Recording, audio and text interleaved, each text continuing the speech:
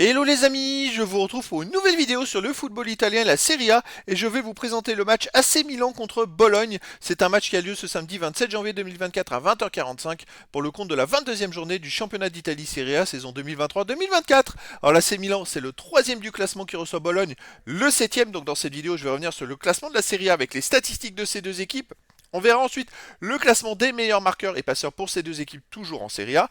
Puis on enchaînera par les 10 derniers résultats, toutes compétitions confondues et les stats. Et on terminera par les compos d'équipes et tactiques éventuelles, ce qui nous permettra d'avoir une idée, une tendance à ce match. Pour ceux qui souhaitent voir ce match à la télé, sachez que vous pouvez le voir sur beIN Sport 2. Alors au classement, on a donc l'AC Milan qui est troisième de Serie A avec 45 points en 21 matchs, 14 victoires, 3 nuls, 4 défaites, 41 buts pour 23 contre, plus 18 de différence de but.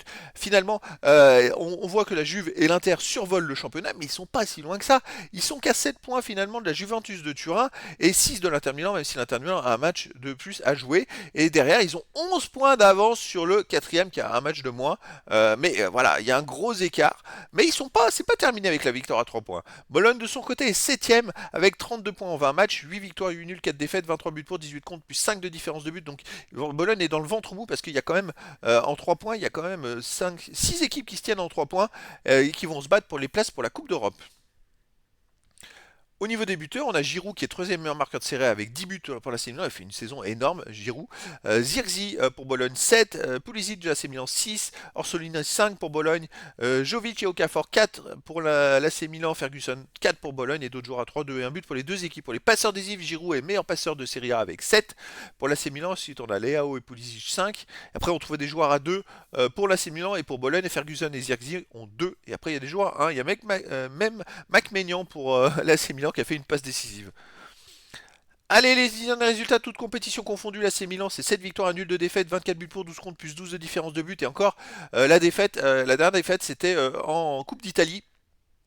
Parce qu'hormis cette défaite, ils ont quand même enchaîné en Serie A 4 victoires de suite et même 5 victoires et un nul en 6 derniers matchs. Donc c'est pour ça que l'AC Milan s'accroche au rythme de l'Inter de Milan et de la Juve. Ils sont pas si loin que ça finalement parce qu'ils gagnent tout. Chez eux, ils restent sur une victoire contre Rome 3-1, une défaite en Coupe d'Italie contre l'Atalanta 2-1, une victoire contre Cagliari 4-1, une victoire contre Sassuolo 1-0, une victoire contre Monza 3-0. Donc chez eux, c'est l'équipe qui est très costaud.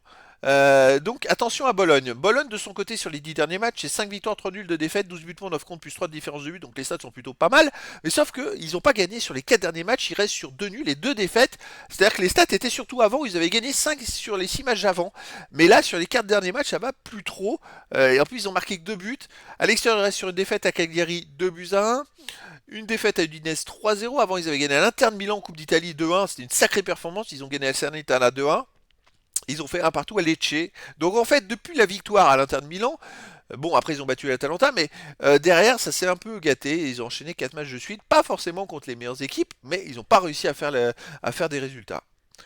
Au niveau des compos d'équipe et tactique, pour Milan, on aurait du 4-2-3-1, gardien Maignan, défense Calabria, Kier, Gabia, Hernandez, milieu de terrain défensif Adli, Reinders, milieu offensif Elie, Pulisic, Loftus-Cheek, Leao, attaquant Giroud.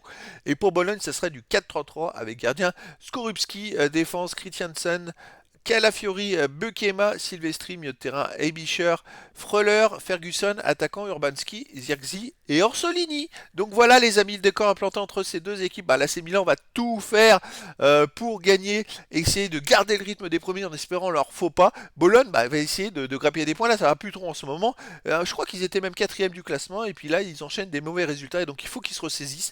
Donc les amis, je vous donne rendez-vous ce samedi 27 janvier 2024 à 20h45 pour le match de la 22e journée du championnat d'Italie Serie A saison 2023-2024.